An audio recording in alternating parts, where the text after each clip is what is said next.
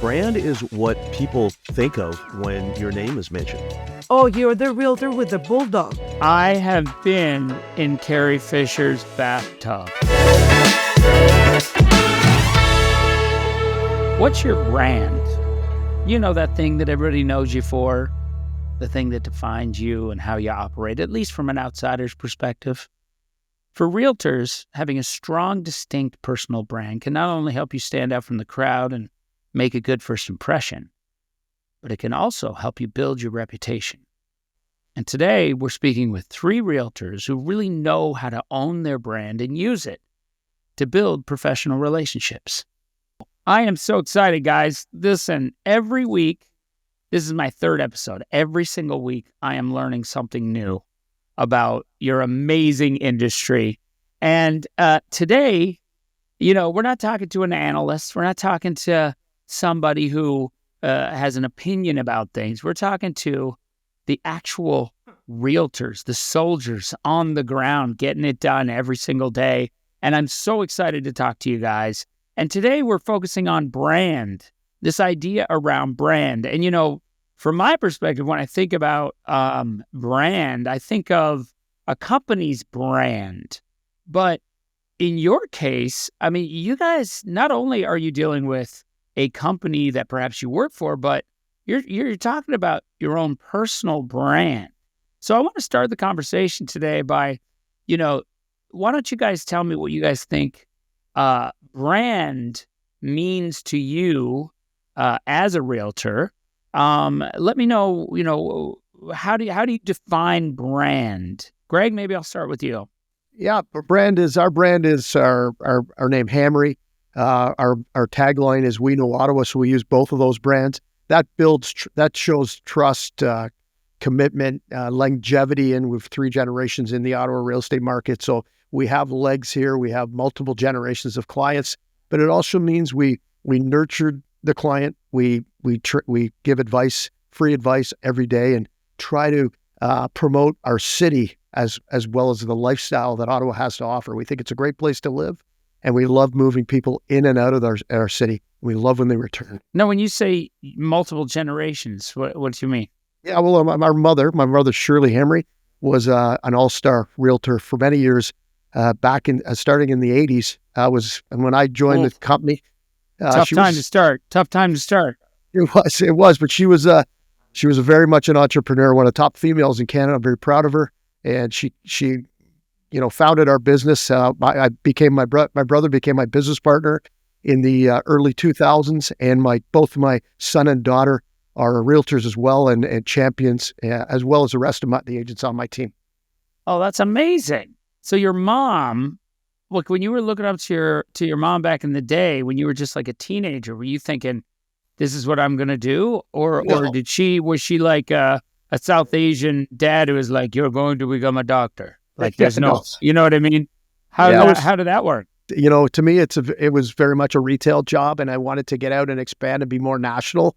And then when I came back I started 25 years ago, I came into the city of Ottawa and understood that there's a relocation part of this business, and that's picking people up at the airport, showing them our city, finding the right missing piece of the puzzle to make sure that when they relocate here, they're in the neighborhood that suits their lifestyle, their recreation needs, their work needs, their transportation needs, and their family school base. So to me, I never wanted somebody to make a mistake or move here and say, this is not the city for me. I'm not happy with my house, or I'm not happy with my neighborhood. I got forced into it because we were short on time. That never happens. We spend a lot of time before they arrive on the phone. Today it's with video, so we're coaching them, we're understanding them, we're asking a lot of questions. So we know the family dynamics. We get really, really deep in the family's needs, their style, what their motivation is. Yesterday I was speaking to someone from PEI. Earlier in the week, we were talking to someone from Vancouver. They got hung up by the snowstorm last week, so they couldn't come in, but we're still working with them. And a lot of those people, and I just have people leaving today heading back to Nova Scotia, that we're so deep with them. They absolutely, in a lot of cases, didn't have to arrive here to look at the house. They wanted to, and we wanted them to, but we knew exactly what their needs were, what their style of lifestyle was, what meant something to them, and what the perfect place for them to call would be in a lot of cases before they arrived. So what I'm hearing is that as a brand, for your company's brand, for your team's brand, it sounds like you really, really invest in the needs of the client. And so is that how you would encapsulate the brand of your particular team? Like when you think about brand, because I know you have a branding background, right? Like how does branding as an individual realtor differ from, say, when you're trying to build a brand for an upstart company? In our case, and again, of a lot of our business is repeat and referral with other agents across the city, or across the country, and around the globe, quite frankly. I've done deals, interacted with Tony in Victoria before. We've had the trust from each other to know that the customer that we're dealing with is very important. And I would only put them in the hands of somebody on the other end that I know could give them the same style of representation that I could. Love it. Love it. How about you, Angie? How do you define brand? What does brand mean to you? Brand is your story. I think it's your life story. And listening right now to Greg, I want to move to Ottawa now. Yeah. It's just amazing the way you're very passionate. I feel, and I can relate because we're like a tourism guide of our city.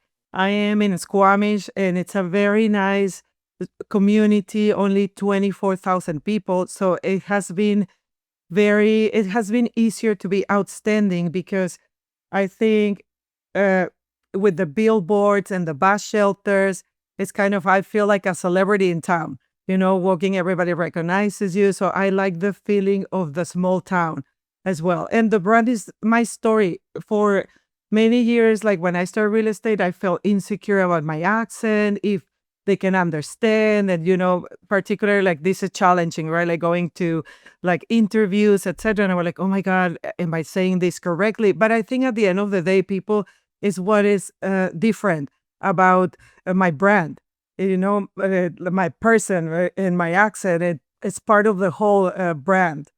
So I think at the end of the day, it has been an asset instead of a liability. So when you talk about story, you talk about narrative and your own story, are you talking about the personal journey that you've been on, and how much of that do you actually share with your clients, and how much of that actually helps build value for you and your business? That's very, very deep because, of course, we are public person. Like everything we do at the end of the day in the negotiation and in a small community, of course, it's more noticeable. I started working at London Drugs 14 years ago when I moved to Canada 16 years ago. And I started to be a part of the community. And of course, being at London Drugs, it was like a shell. Like it was, I got exposed to meeting people in the community. And I feel that they feel very proud of me, that now I'm a very successful realtor in town. I'm one of the top producers here. And it's like, oh my God, I remember when you were at London Drugs. And it's a part, as a single mom, raising 2 kids in the community and sponsoring now events for the Firefighter Gala, or going to, like the Helping Hands. It's nice to give back to the community. And sometimes like I feel more like a community promoter, more than a realtor or a salesperson. My background is computer engineering, and I had the opportunity to share the story through social media, and people engage with me and support everything we're doing. And that's the way we talk to the community as well. Well, be proud of yourself. And I think, as realtors, we're all trying to stand out with our brands. Your voices stands out. And it's really recognizable. Can you understand what I'm saying? Absolutely. Oh, yeah, for sure. And Tony, how about you? What does brand mean to you? Well, it means what both Greg and Angie have said. Absolutely. In addition to that, what I feel is brand is what people think of when your name is mentioned. So, when somebody says, Greg, what does that represent? And I think it is within us as real estate professionals to make sure that we build in the background over many years not a persona, but a personality where people know what they're going to get, right? When somebody, a client is at work and is talking about wanting to buy or sell something, what the brand is when their colleague says, oh my goodness, you have to talk to Angie, or Greg's the guy. Like that is the brand. one of the things, Sean, that you asked a moment ago was about, or something that has come up was companies versus realtors and branding. And let's face it, as real estate agents, we don't have the budget that major companies have to spend on marketing. So a lot of what the brand is for us is the time that we have invested within the community. So as Angie said, people get to know who we are and what it is we do. And the other thing for me is a brand it's like a pledge. It's like a pledge. It's a promise of what you're going to get. Because, I think the hardest thing for a consumer is trying to go through advertisements or the internet or websites and trying to figure out like who's the person I'm going to pick for my real estate needs. It's hard for them to know. It is harder, I think, than we appreciate, where people look online and go, I don't know if this is a good person, or is this going to be the right fit? And to have a brand where you are that person, you're the guy, you're the gal, that to me is a brand. And the other thing too is, somebody with a marketing budget who spends money on ads or bus benches, or, we all have our different ways of marketing. The problem, I think, is that there's always somebody else with a bigger budget, and they can go and get a bigger bus bench or a bigger, a billboard or whatever. But when you have a brand that is recognizable and people know what it is you get, you can't be dethroned. Somebody's not going to suddenly become the celebrity, like Angie said. That doesn't happen overnight. I mean, it's a pretty significant investment. And I think investing in the community so that people know who you are and what your brand is, it can't be taken away, right? Tony, that part, I mean, we've known each other for years. I got to meet Angie this week, and it's been great. But that it takes time to get that trust in somebody, right? It takes time. And right now I'm looking for an agent in Sherbrooke, Quebec. I've reached out to all my agents that I have relationships with in Sherbrooke, Quebec, that are like us, or like me, and said, who would you trust in Sherbrooke, Quebec? Because I wouldn't just go on the internet and find a referral agent ever. Unless I know that they're trusted and they're trusted by my peers, I'm still haven't found the agent yet. That's interesting because, Greg, when you're thinking about it from your perspective, you're on the inside. You have other peers that you've worked with that they all know the kind of language to speak and how to refer somebody to you from the inside. But if I'm a buyer or a seller, I mean, I don't have a network of people. So I think, what we're dealing with is we're going through listings like, who are these people? Their bus benches, their ads online. There's a vibe there. There's social media. I mean, I can't imagine what it was like for your mom back in the day. She was like literally pounding out pulp and paper to make papyrus leaflets and going door to door and handing them out. Like now you have so many different options to share who you are. To that point too, you can build your brand so much quicker than you could before. I mean, the cost of print, the cost of, getting your kids to go door to door with flyers and that. And I mean, it still works, not a bad thing. But with social media today and the availability of telling your story, being empathetic, you can, as a realtor, as a young realtor in the business, you can build your brand a lot quicker than you could 25, 30 years ago. I think it's really important, we're talking about Greg's mom or realtors from previous generations. What they did is what we still need to do, which is to face with people and to actually engage with them. Totally. And we have to make good on our promise. I mean, to have a brand which is, he or she is a great realtor. Well, we have to make good on that promise. But the face-to-face, I think, is crucial.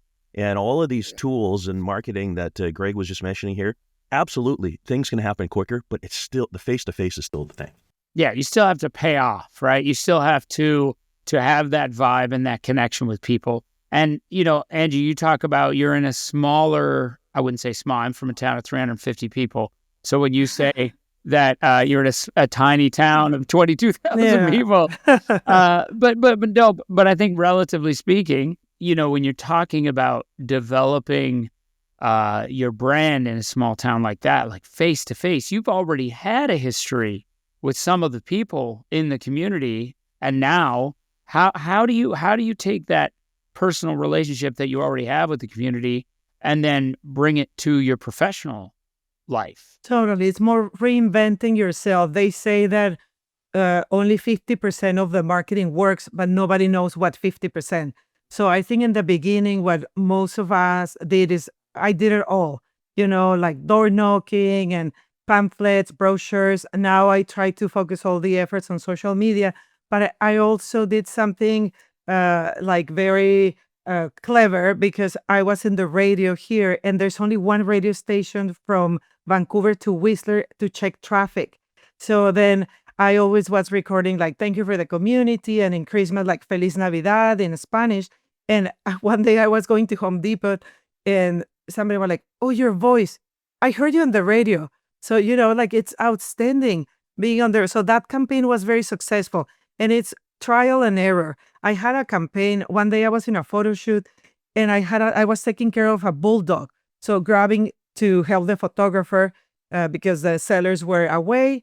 And then the photographer took a photo and I put her in a bus shelter. I received more than 50 texts. Did you get a dog? Did you get a dog? So I discovered that it's a great way to connect with the community when you do a campaign. And then I tried the same campaign for cat people. I was like, I'll do a campaign with a cat.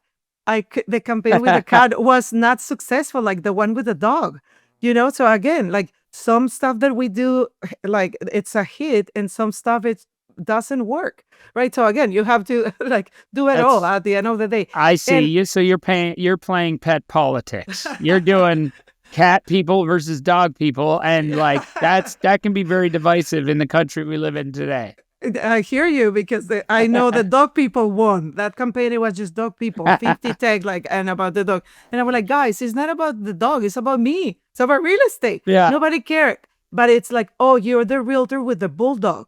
So people, they start like connecting, and they can relate. It's very interesting. And it's also about reinventing yourself. Like 9 years ago, I started with Instagram and nobody knew about Instagram or like a lot of realtors they didn't use, like Facebook. So now it's TikTok, like you have to always be reinventing yourself. I have the privilege as well to have now a family business. And I feel like Italian, El Padrino, because now my son is the one, the next generation. He's 22. He got 2 years ago his real estate license. I have to say that I forced him. I cannot say that it was organic because, he was working in construction and he was taking a gap a year. And now as a realtor and the campaign with us, when I was endorsing him as a realtor, oh my God, was so successful because he's very aspirational. I think everybody of us as parents, we always want our kids to join the business, right? So I think it was also like a lot of people, congratulations. I wish my son wanted to work with me. I wish my daughter wanted, so it has been and again, it's not planned. It was not planned to be a marketing campaign, but it ended up being a branding and marketing campaign, so it's organic. Angie, how old is your son? 22. So he's dialed into the social media. Oh my God. Right. Like I couldn't do it without him. Yeah. It's very, very that's nice. awesome. But it's funny because when we talk about the whole social media branding thing, it seems like, you see online, there's different individuals. There are those people who are quote unquote influencers and they just peddle products. But who are they as a person? You never really get to know that. Tony, I'm just curious your thoughts on that. You've lived a few years, and so now when you think about that, the social media side of things versus the face-to-face stuff, why don't you talk a little bit more about that and how important it is to really be sure that you're there and you're present. It's not just about how many posts can you do, but what's behind them. Well, so I started in this business 34 years ago, and things have changed. I mean, yes, folks, there was a time when there was no internet, there was no email. We couldn't, we had to physically, pen and paper, write contracts and run them over to people's houses at, midnight and, run across town. That's the way things were, right? And there was always advertising. There was print advertising. It was always easy enough to portray yourself maybe as something you're not. And I think this is one of the the drawbacks to social media today is it is very easy, especially in the days of HGTV and all of these selling fancy home TV shows and things like that, where there's this specific glamour that people attach to the real estate industry, which let's face it, is not really there. That's TV, right? So to be able to post on social media a persona that is not what the people get when they meet you, right? I had mentioned before, you still need to make good on your promise. And it's a reminder about the fact that in the background, we still need to be good at what we do. We still need to be skilled at negotiation, at marketing, at dealing with customers. It's a lot of counseling. Like, we counsel people through a very stressful time. And the biggest failing really would be when somebody is delivered to you on your lap based on advertising or a promise, and it's incongruent with what they get. So really, it is crucially important to be in the background, good at what you do. It sounds like authenticity is an important value. Yeah, you can't sell. The worst thing you can do is sell. The second worst thing you can do is go dark, meaning you're not out there. You have to be consistent. You have to educate, inform, and give away free knowledge about the market. Don't worry about the selling part. Just be empathetic about who you are, what you know about the industry, what's happening in the industry. Everybody wants to know. I mean, there's television channels called HGTV, I believe. I've never watched it, but people love to know people love to know what's going on in real estate. So we need to be that voice in our communities. And when you're telling people, here's what's happening, here's how the tariffs are going to affect us, here's how the weather will affect us, here's how lower interest rates will affect us, and allowing them to make the decision, is this the time for them, or maybe it isn't? Giving them the confidence that you are the news and you know what's happening in the marketplace. And this takes years and years and years. We started doing video online in 2008, 2009, so it's not new to us. We were out there. So when people understand our voice, understand the color of our eyes, how our mannerism, they know that already from watching video on social media. We have to be there constantly so that we don't get bumped away. Everybody knows 5 realtors. How do you be the one that they call? How are you the one that they go, that's the one I have the confidence in, that they know what's going on, and they're the ones that can take my sale or purchase of my home across the finish line.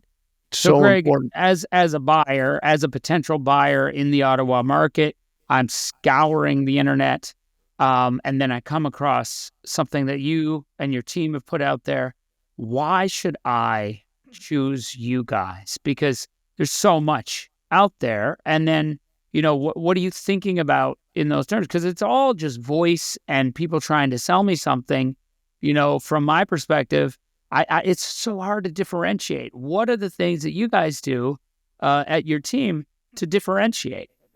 Well, that's a great question, Sean. The average buyer takes 368 days to make their purchase decision. It isn't overnight. We have to build relationships with them. We know the name of their dogs, their cats, their kids, what schools their kids go to. We know what their favorite restaurants are. We get to what their lifestyle is. Do they go to the gym in the morning or the afternoon? Are they into running, or would they prefer to bike?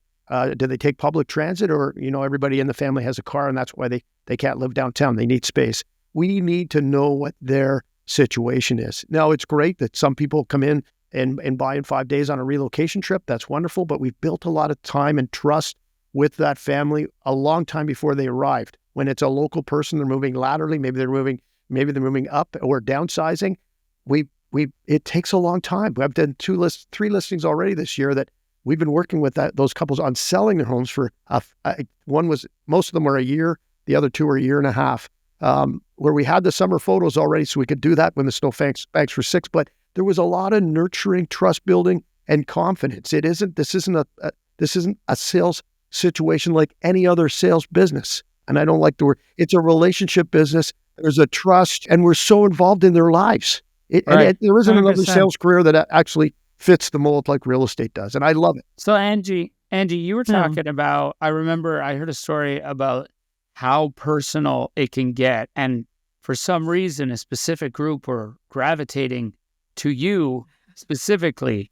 Well, you talk a little bit about that, like how your personal brand, plays into your professional kind of like persona.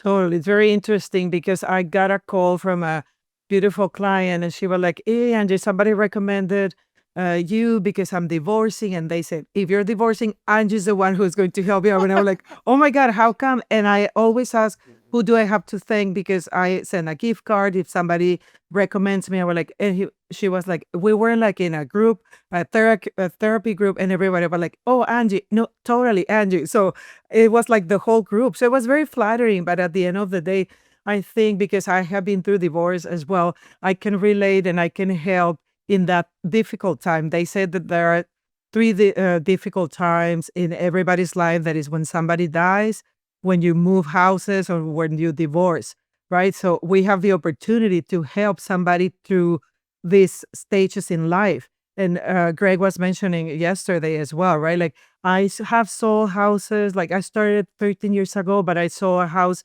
to a very young couple that they were relocating from Vancouver to Squamish because we are in the middle of Whistler and Vancouver. So it's a very nice community, 30% less per square foot. So the young couples want to live here because of the lifestyle.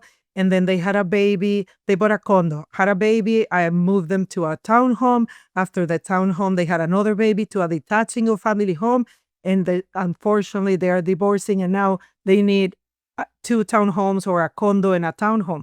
So backwards, right? Like 13 years that I was in the process of having family and having more kids and going to school and now separating. And it's, when you get involved emotionally, as well with them, because I was like, oh my God, not you guys, but it's part of life and it's part of what we do. And how do you protect your own mental health in those situations? Gosh, Sean, that's a very good question because I would like sometimes you're drained, like you listen to. I had one day I was sharing a story yesterday as well that I went to a presentation center, like the 10:30 appointment with one of my friends and clients that is divorcing, the 12:30 appointment with another one, and the 3 p.m. And you hear all the stories, right, as well. So I came home and I was like exhausted. At the end of the day, but here with nature and walking on the forest or swimming in a lake. But you're totally right. You need also to recharge because the expectation and my own expectation is that I have to be always on the top of my game. And not only for my clients as well, because after all, we are life coaches of our kids. So for me that my son works in the company, it ups my game because I cannot be like I have to be on the top of my game to inspire my family first and then the community if I can in a way, right? Like everybody wants to share a success story, and what you Tony as well and Sean you mentioned about authenticity. You cannot be like somebody else, you have like people will know if you do it for the sale or for the money, forget about it. This is a service. Being a realtor is it's like you're a therapist, you're like a psychologist, you're a coach, and you're the best friend. So I see it that way. And Tony, I guess that is what you mean by Monday to Monday. Like it's not just, hey, I'm meeting with this client today. We're going to focus on this hour and we're going to go over numbers. We're going to look at what's available, what's not available. And then you go away from it and you're like, okay, I'm done with that session. It sounds like it doesn't work like that. Well, I think what we're discussing is the difference between having a relational business with a consumer and a transactional one. And unlike regular retail settings where, you sell a stereo and bang, that's it, and you never see the consumer again, this is a very intimate transaction. As Angie says, like we get to know everything about consumers to the point where we have to pledge confidentiality, right?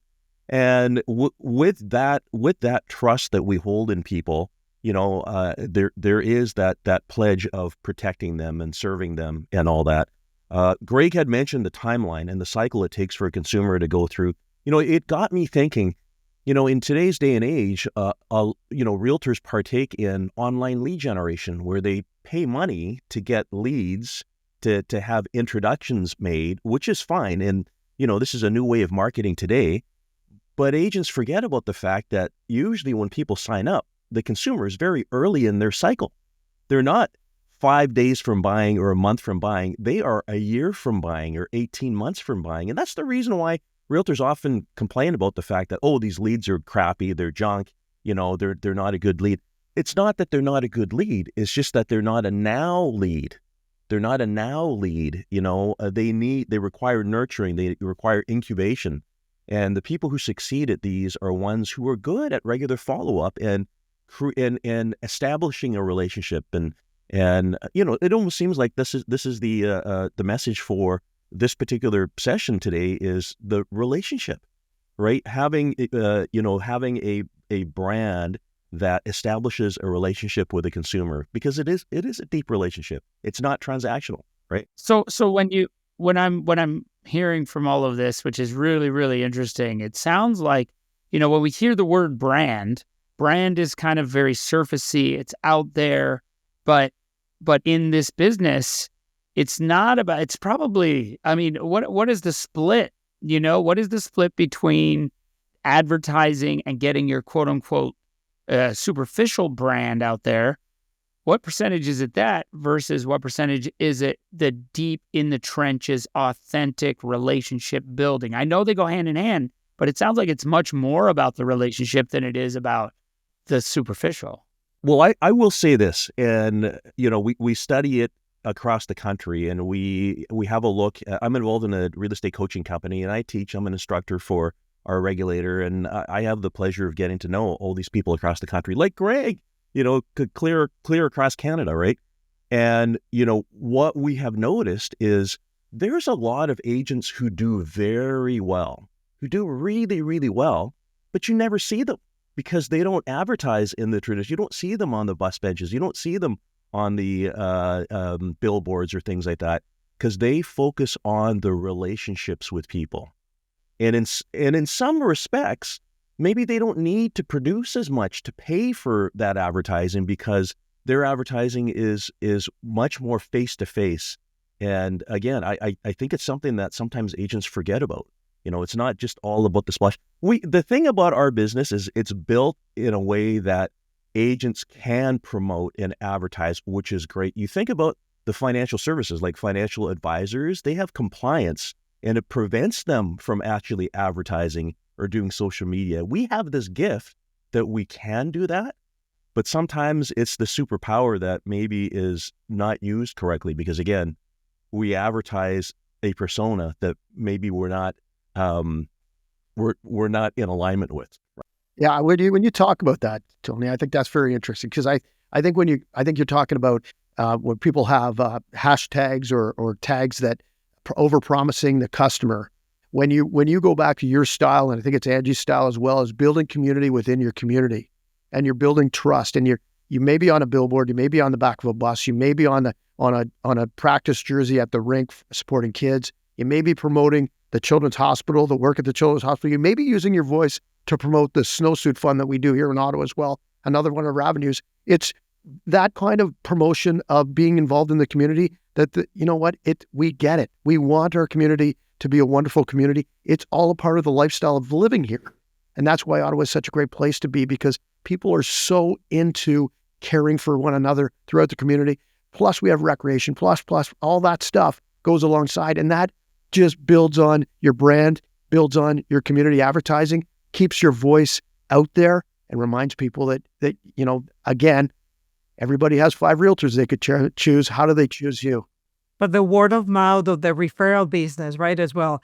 At the end of the day, everybody now with a budget, and it's true that with social media, everybody has, even the smaller companies can compete with big companies and can go viral. So it's a phenomenon. What is happening right now with the social media avenues open to everybody with a smaller budget.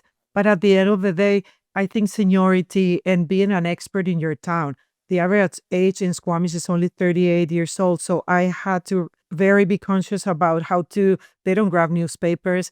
They are not, they don't read magazines. They go on social media. They are hours in social media. So that's the only way that I can communicate with them. And it's not to reach them as a lead. It's like communicating, like engaging, that they know that I'm older, in like demographic, but again, that I can understand their needs, because they are here for the lifestyle. And for it's a disadvantage in a way that I don't ski or mountain bike, etc., because my competitive sport is real estate. I do real estate, so in a very high level, right? So, and a lot of people, they get their clients biking, so they will think it's a disadvantage that I'm not out there biking, but because I'm working for them, finding a place. So I don't know. It's just perspective at the end of the day. I love that. Now, I'm curious about, well, because I hear a lot about community. I'm hearing community is so important. How has your realtor brand led to new connections that perhaps are outside of your work space?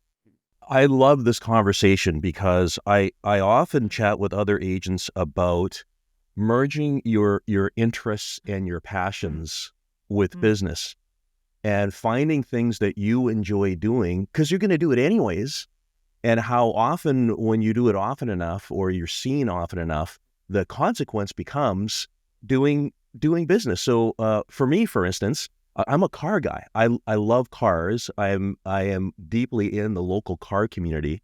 We organize a big event here in Oak Bay. It's the Oak Bay Collector Car Festival. It's been going for 25 years. We close off 5 city blocks in a little village here called the Oak Bay Village. We get 350 cars out. 30,000 people come out for the day. I just love doing that, and my participation there is as an organizer. Now, this has nothing immediate to do with real estate, but you think about it, guys. It takes planning. It takes countless committee meetings. You're sitting with people who you didn't know before, and you have a sort of common interest. And when people start getting to know you, they start getting to know who you are and what you represent. Then suddenly you get the phone calls from people saying, hey, I got to sell, I got to buy, or I have a friend or family member who wants to sell or buy. And just getting back to this conversation of relationships, that's how you build the relationship. The other thing too, Angie had mentioned, so important for us to donate and to contribute within the community. It is easy to write a check. And again, I do believe that we should be supporting organizations, but sometimes the gift of your time and your skills and your connections. See, consumers think that realtors are connectors. Let's make good on that promise, right? Which is the reason why I always feel that we as realtors should be doing more with the service organizations, with the Rotary, the Kiwanis, all of those groups. It saddens me when I speak to agents and communities and find out that there's no realtors in these groups, and there should be. And there should be, because if our motto is to serve, we should be serving the community. Givers gain, right? Giving starts the receiving process. And that's what the community service is all about. Well, I can say just, imagining myself in that situation, immediately there's a feeling of trust in the way where if I'm having a conversation with, let's say, Tone, about a car, it really is disarming. I'm fully open and vulnerable to hearing your story. There's no, okay, what is this? I'm not feeling you out for anything. I'm just fully listening. I imagine by being involved in the community in other ways than simply being a realtor out trying to promote your business, that really can bridge and really connect. Greg, do you have examples of that like that in your life and in your team's life about bringing, what are your superpowers, if you will, that are outside of the realtor game? My superpower is enthusiasm.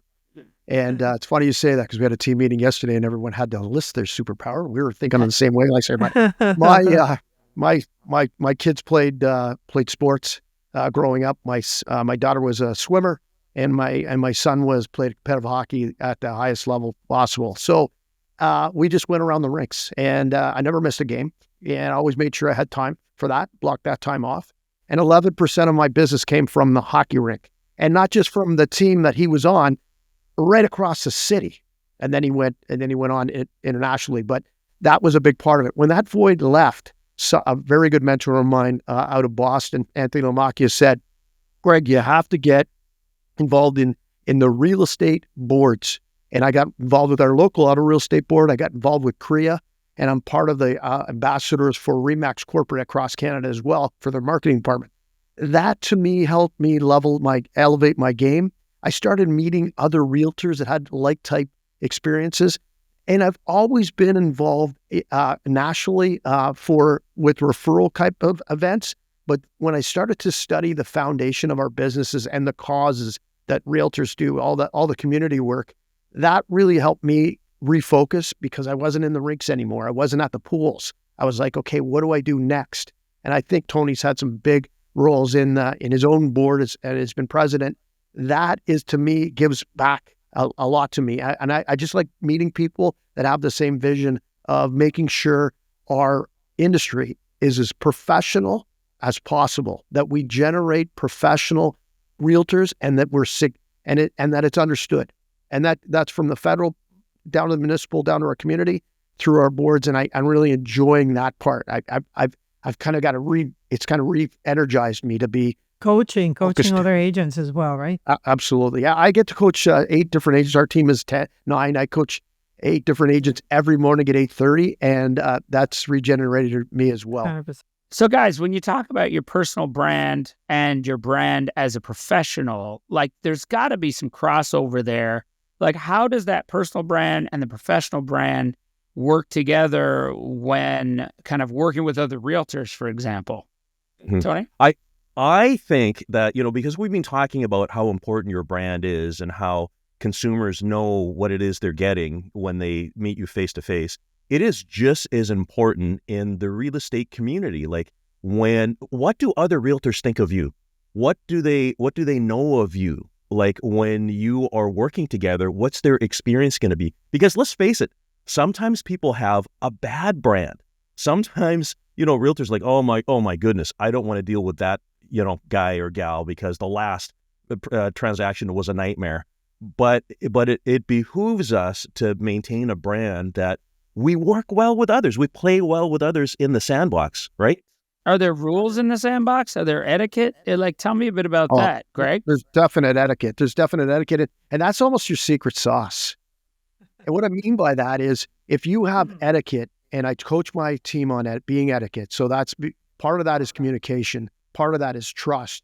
But let's say you're in a situation where there's 3 offers, there's 5 offers, maybe this is just 2, and you're going, which realtor? Both the offers are very similar, and that having that trust from the other agent that they can say to their customer, I know this agent from the Henry team in Ottawa can take this across the finish line. Everybody wants their customer to have a wonderful experience, whether they're representing the buyer or seller. There's certain agents that can take across the finish line, and you have that trust that it'll happen, and you want that to happen. You don't want at the last minute it falls through because somebody wasn't able to deal with the lawyers, someone who wasn't able to deal with the home inspectors. Nobody coached that person along the way. So and then you're just left holding the bag. Now the house isn't sold. You're back on the market. Who can get you across the finish line? It all comes down to communication. It all comes down to understanding etiquette as a professional realtor. And those that do succeed and go a little farther than and by the way, I believe that this is not a domain that is only for the 25 or 30-year realtors. I have worked with some fantastic newer agents who have imparted that sense of confidence, where I've been able to say, you know what, he or she has only been in for 2 or 3 years, but I've dealt with them, and holy cow, they can make it across the finish line. I like what you talk about that, Tony, because when you as a veteran agent, I've been in the market 25 years. I like helping other agents. Yep. I don't want them to make a mistake in front of their clients. I'm going to put the interests will be of my client first, but I will coach that other agent to make sure that they realize that this is what etiquette is. And one of the biggest things for me was when you have a multiple offers. And I remember in COVID, we'd have 15 or 12. And before the end of the night, I called every agent that brought me an offer to thank them for bringing me an offer. I didn't text them. I called them and said, I'm sorry, they worked with another offer. It was such a pleasure to have the opportunity to work with you. Thank you. Can't wait to do another offer with you in the future. Wow. Keep the door open. So what's an example of what not to do in that situation, Angie? Well, one of my rules is that if I'm going to a listing presentation competing, usually it's 3 agents, 2-3 agents, I always ask the family that is interviewing me, I don't want to know who I am competing against. I don't want my decision to be, oh my God, like I just want to go authentic, like with my listing presentation, and tell them what I can do for them. And of course, I love winning, and most of the time I get the I get the listing, and I'm very proud. But I just don't want to say, oh, I'm competing against this person or another person.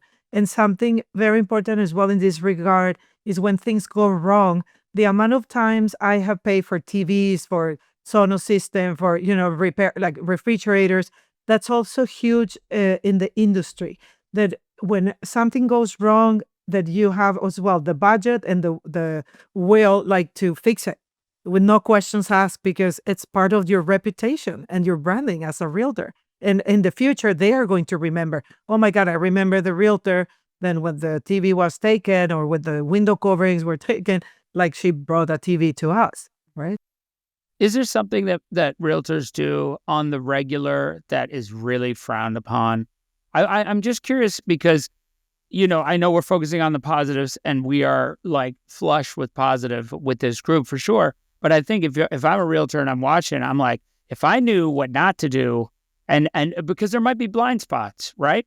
So what are those things that people maybe aren't aware of that they're doing that they could learn from this conversation and say, okay, I never go down that road? Don't let your ego get in the way. How do you mean? Sometimes, again, they watch it on TV. It's not a power HGTV. position. It's not a power position. So Mhm. agents sometimes will try to exert some form of, power or like an ego trip that isn't there. They're writing checks that they can't cash, and we must always remember that we are looking after the best interest of our client. And sometimes agents get in the way because they have to win, or they feel like they have to win, and they're not letting their clients get what they want. We can see that every once in a while. And let's not forget who we work for. Who is the client, right? We're in service of the client. And the other thing 100%. too, by the way, I'm Greg's 25 years in, I'm 34 years, Angie's 13 years. One of the things that we have as agents who've been around for a bit now, there is a responsibility that we help newer agents, we inspire them so that they go, oh my goodness, I just did a deal with Angie. She was fantastic. I want to be like her. Mm-hmm. Or, I will never forget my dealings with Greg because, he made me feel comfortable and, helped me get the deal through. We have a responsibility as experienced agents to impart that on others. And you'll get so many more deals if you leave the other realtor with a Mhm. positive experience. Kill them with 100%. kindness, no matter what their ego is. Kill them with kindness. Feed them communication. That makes you step up, and it'll last. That'll come back in growth for you. It It's is great fantastic. lessons. It's great lessons as a human being too. Yeah. Totally. And when an agent, like new agent, has like a $3 million sale or like I always call them as well. Congratulations, that's huge. I'm happy for them. Yeah. It's nice. I am certain Greg's heard this, and probably Angie as well, because I have too. When an agent calls and says, wow, I saw it was your listing and I'm so happy to be working with you. Oh, that's the best. Yeah. Right? Totally. Yeah. And they know that you'll pick up the phone. It works the other way too. And Tony's going to, there's two listings on the street. They're both the same model, but they'll go to yours because they know you're going to answer the phone. They know you'll work the deal, and you'll know that the customer will get to the finish line. And that's so important. Angie, did I hear you cook? I cook Mexican food and I have won people over meals, but I wanted to share that my big event every year, I sponsor a salsa dance festival. And we had 200 people dancing at the pavilion last year. And it's about providing a happy experience as well. It's just the emotions and the people being happy dancing. So salsa, bachata, merengue. So I dance as a hobby with the champion with Dancing with the Stars with Gerald Cote. And I learned how to dance salsa in Canada, believe it or not. I get on, That's so funny. That does say Totally. a lot about Canadian culture, though. Like, we are a great country. Totally. So I sponsored that event. And again, it's not like a sales event. It's a salsa experience. And people, they are so grateful. They go and and want to talk to me and say thank you just for the experience. And I never was like, oh, if you need me, like if you are selling or buying, call me. I don't even think about it. It's not. I think there's some misperception of our realtors that are salesperson, and we're always like trying to sell. And I think it's opposite at the end of the day. Just be yourself. Just be yourself. Yeah. Speak your own language. You'll attract your own audience. Totally. You know, so Angie, things like that. When when realtors put on events, it is not about the selling yourself. What you've really done is it's a gift to the community. Totally. Be happy. Because without your support, without you putting it on, it may not or probably will not have happened. And again, another great example of what we as real estate people can do in our own communities. That's amazing. That is inspiring across the board, especially thinking about, like, I come from a small community. My town is 350 people. Originally, that's where I was raised. But like, community events are so important. But yeah, it's not about, okay, we're going there to mingle, to do drum up business. It's truly just to be a human being connected with the tribe and connecting. I love that. Because people get that. So the community gets that when they see that enough, and they see that is yes. And then they get to know you and who you are. And that's when the time comes for them to buy or sell, they can't think of anyone else but Angie. Right? Right. There's a magnetism there, especially I understand because I love Mexican food. Angie. And I love Mexican the food. happiness. I'll cook for you whenever you Yes. visit in Squamish. Yes. Put me on the list. Yeah. Yes, absolutely, and invite you to the event. We said Yeah. earlier, though, you can't be dark. You can't go dark. You have to be out there in your community. You have to be visible. Whether it's going to a hockey rink or a soccer match, or maybe it's the triathlon or the run through your community, make sure you're visible in your community. It's so easy that we give all our energy all day long, and you just want to come through the door at night, drop your briefcase at the front door and go, I don't want to talk to anyone for the rest of the day. And, you've got to regenerate. You've got to be there for your family when you come through the door. I'm all about leaving my briefcase at the front door, spend some time with your family, be where your feet are, but make sure you're out there supporting your community in every event possible. You got me thinking of an agent that I mentored for a short time because he was struggling. And it's amazing because we determined that he spent his entire day in his home office on the computer, doing work-related things, but he was never out. And like you said, you can't go dark. It is very difficult to meet people and build lasting relationships if you are not out there and, face-to-face, shaking hands and or whatever, fist bumping nowadays, whatever it is we do. But you need to be out there and you need to be seen. And I get the fact that some people, personality-wise, maybe they're not the types that go to black tie galas or whatnot, but you still need to be out there and perhaps finding groups of people that you are more comfortable with. I chatted with another realtor a little while ago. He's one of these games like Dungeons and Dragons game guys and everything. And I said, find your friends. It's a community, right, Angie? Yeah.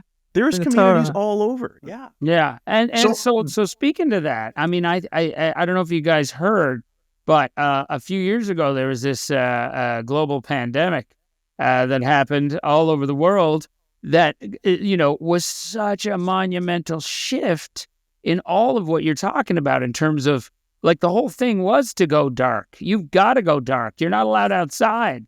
So how did that impact, the realtor game?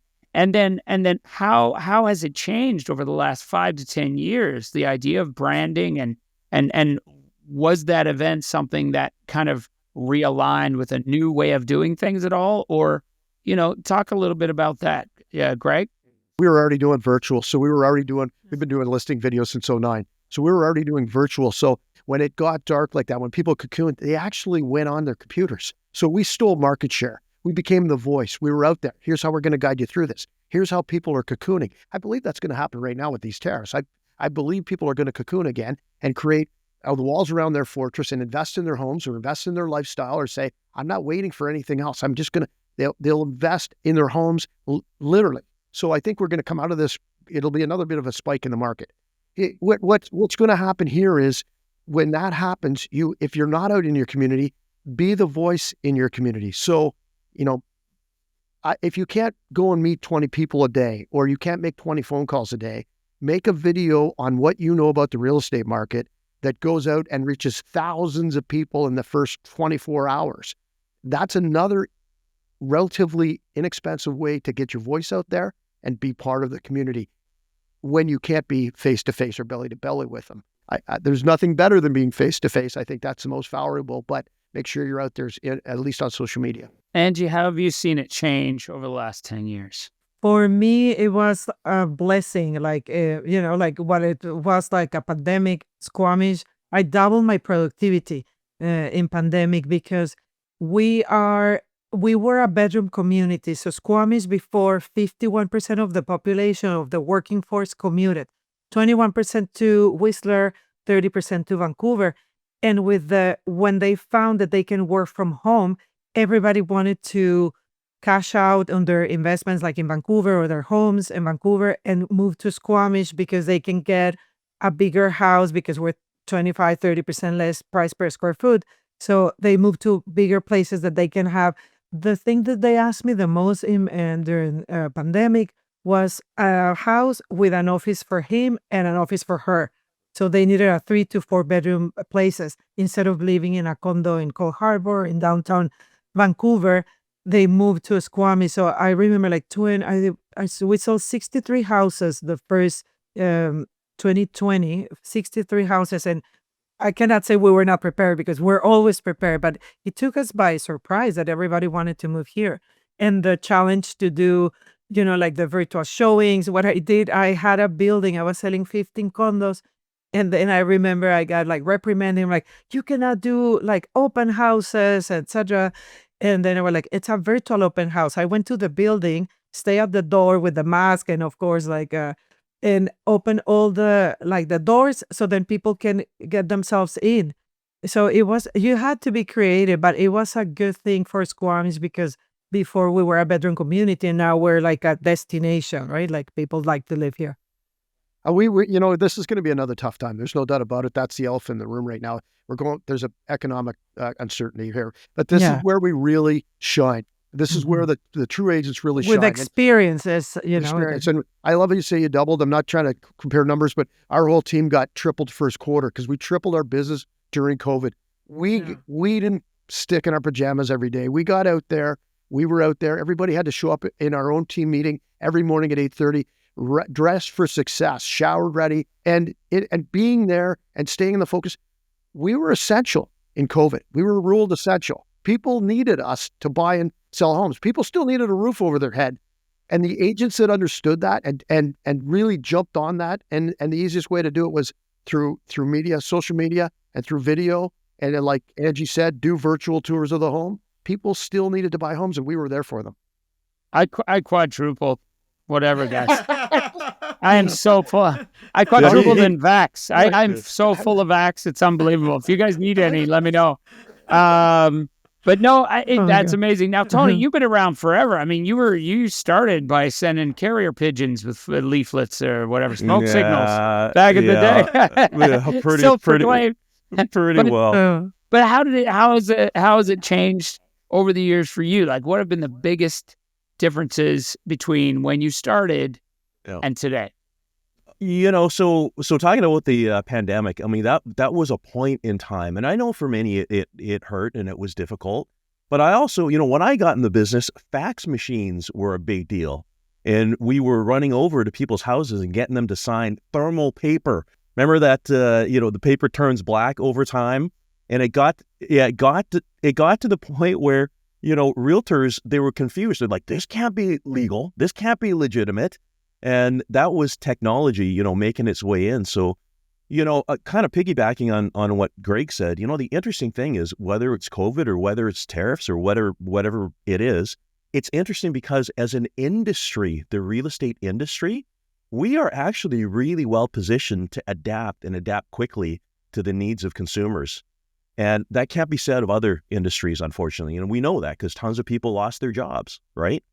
But as an industry, that is something that if we have done what we're supposed to be doing, we're talking about branding, we're talking about community.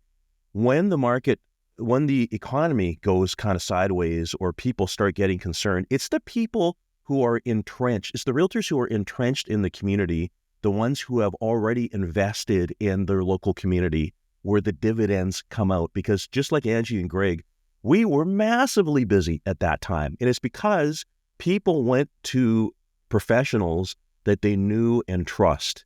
And that, again, is where the importance of branding comes in, because then people know what they get, right? And in COVID, I did a campaign because there was some stages that we couldn't even leave the neighborhood. So I went and bought like coloring books and crayons and drop off to the neighbors, in the neighborhood, because the kids were at home with no activities. And it was so nice, like the feedback from the neighbors. Oh my God, my kids have been coloring for hours, so giving the parents a little bit of a break. So in those moments of emergencies, when you have to as well, like be creative and shine and think about others, how can you support like the situation? I love that. You're just a natural mamacita. You're just like, I The have to Latin take warm. care of my My people. family, my family. I love that so much. Mhm. So when we're talking about, we've covered a lot of topics. We've covered a lot of ground. There's so many things from your own personal experiences, and some great personal stories, by the way, of actual real life things. But for realtors who are watching this right now, looking to develop a brand, looking to start or restart or rethink, I want to go through each of you. Tell me what would be the thing that you would say to these realtors who are really trying to develop that brand. I always recommend that they work with somebody, that they find a mentor or a coach. When I started with Maggie Thornhill, that is like a tycoon real estate in Whistler, and she's very well known. She sells like over $300 million every year. So I had the privilege to work with her, but she's very busy. And I really recommend like teams. If you're new in the business, have somebody to pave the way.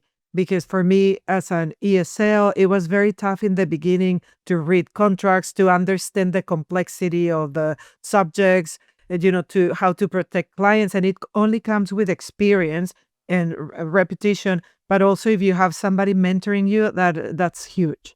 Yeah, tell me about that, Angie. Actually, I'm curious about your very first week, or your first few, your first year, essentially. Tell me about that and what it was like. You didn't have a mentor. You had nobody to help you. You're ESL. You're a relatively new Canadian. I don't know how long you were in Canada at that time. Yeah, but 3 years. Talk a bit about that. Yeah, first when I went to UBC to get my real estate license, the first time I wrote the exam, I failed. I didn't pass the exam because I couldn't read fast enough. So it's encouraging because a lot of agents are like, oh my God, the exam is difficult. And I was like, imagine in a different language, it's more difficult.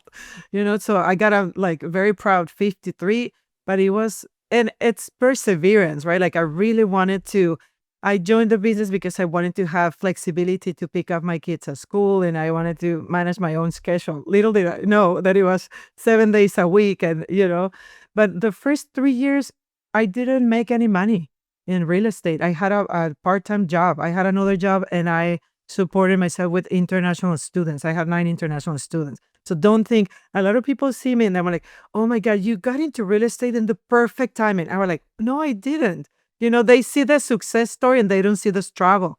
The first time I hosted an open house in Whistler for Maggie Thornhill, I was so excited. I printed everything and I was rushing there. My daughter was 3, my son was 8, so the nanny was late. So I forgot the signs. I forgot everything. I just went with myself. And then I called Maggie. I was like, Maggie, I forgot everything. And she was like, don't worry, darling. So she went and put the signs and brought me a latte. Oh my God. Ask me how many times I forgot anything. I have never, I learned the lesson. But yeah, the first 3 years were like very, very tough. And I started to be, more successful when I left my part-time job at London Drugs, and they were like, this is it. I'm going to do this full time.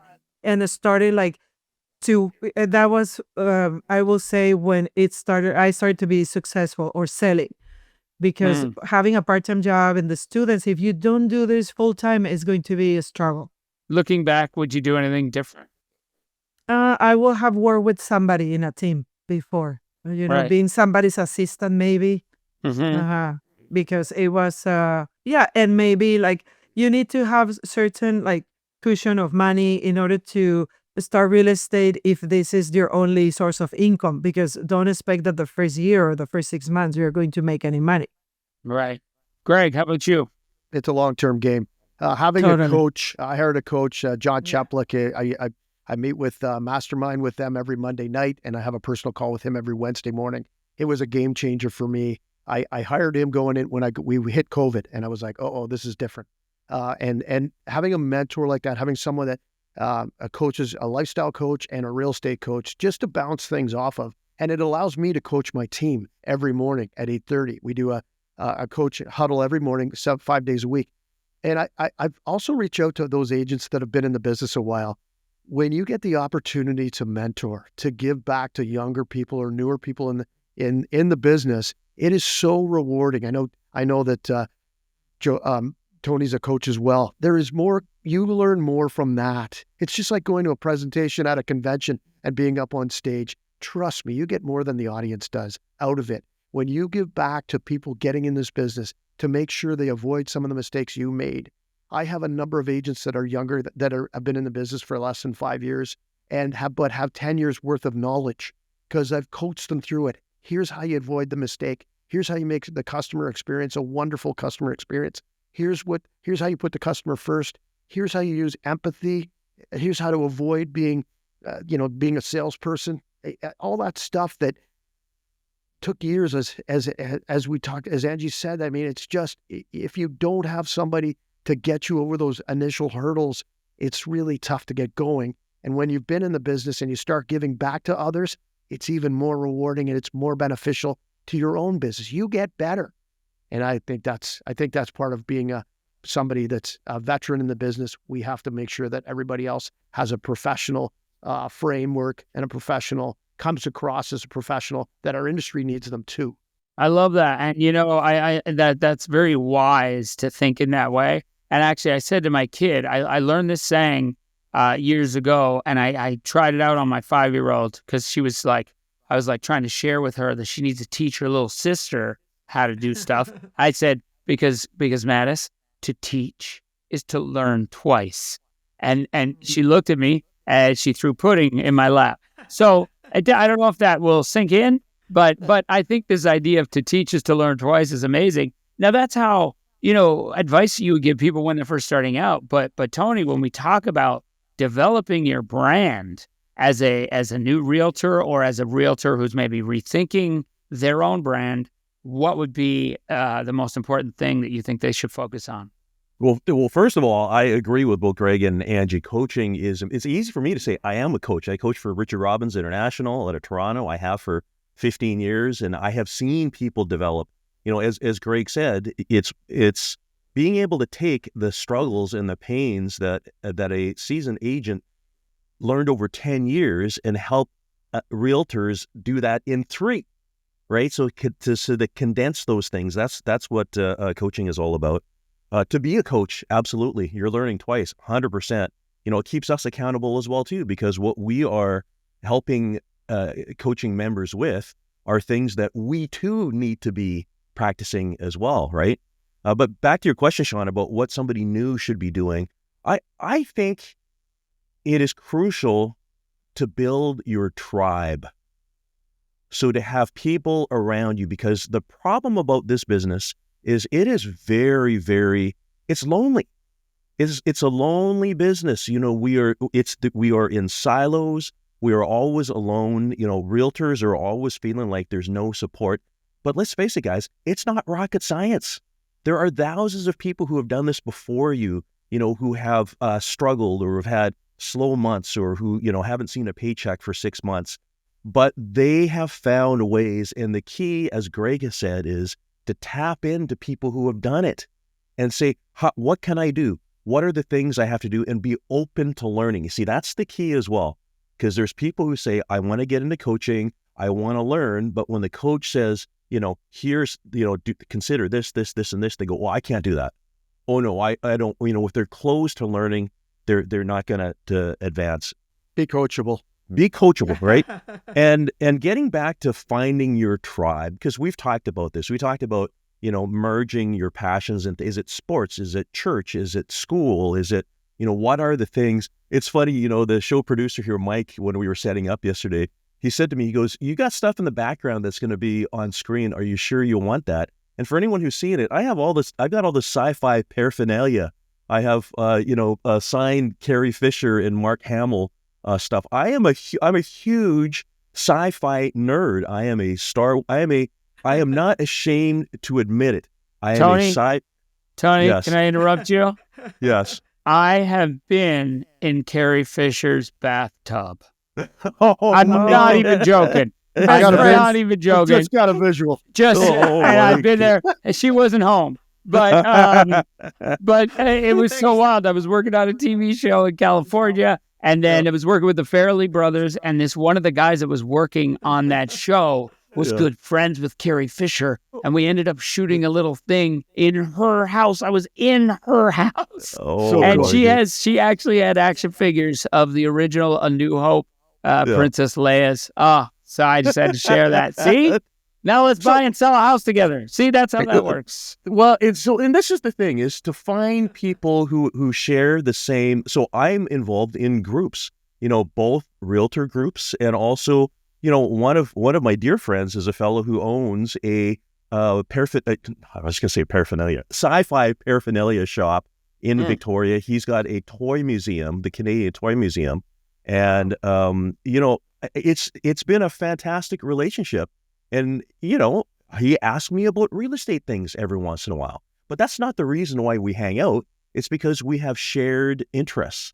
And, again, to have your own specific groups and to be proud of them and to also work within it, build your tribe.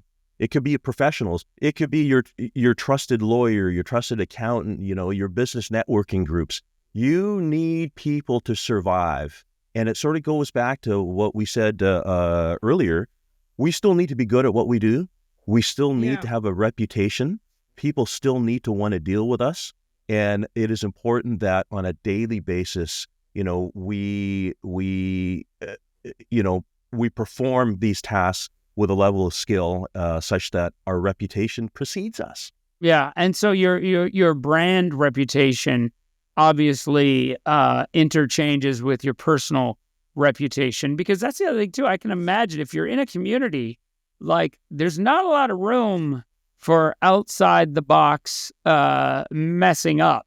if I may say that, like, you guys have to be that's a lot of pressure, isn't it, guys? I mean, for Greg, you're in the Ottawa community. Everybody knows you as that. You how much do you have to be aware of that too, like your social side? Always. And you've got to, I went to the hockey rink at 6 a.m. in the morning with a suit, because if I didn't and I was in my sweats, people were like, is real estate not good? No, a lot of my business came from there. So I dressed up like this when I went at 6 o'clock in the morning. But what I would say to new agents is, you have to be visible, but you also have to communicate. And it's great to communicate on social media. It's part of it. It's great to communicate by email and text, but pick up the phone. Pick up the phone. When you get an email or you get a text, it's an invite to call them. And that picking up the phone and having that one-on-one relationship is almost as good as sitting in front of them at a coffee shop or at their kitchen table. You need to be in front of them. Don't be afraid to call them. Stay communicating with them. Make sure they understand how deep you are in their relationship and how important they are to you. When that sign is out front and your sign is out front and their friends and neighbors are asking, oh, you went with, that's a team I would have gone with, and they're quite proud of it. They feel like they have a relationship with you, and they do. And it's deep. And by the way, it is not just when you are helping them buy or sell. And we have to remind our clients, and as agents also have to abide by the fact that we are their trusted agents for longer than they're just buying or selling real estate. You nailed it. Yes. And also your glass has to be full. It's not only coaching in real estate. I took a 5-day course with Tony Robbins that changed my life as well, right? It's also having a lot to give. The more like activities or hobbies and, the more you grow, the more you have to give. It's not only real estate. It's we're an integral part of the community. Guys, what an amazing conversation this has been. I really hope realtors who are watching this are taking away from Mount Olympus here. We have, some of the best and the best and the best. I have learned so much today.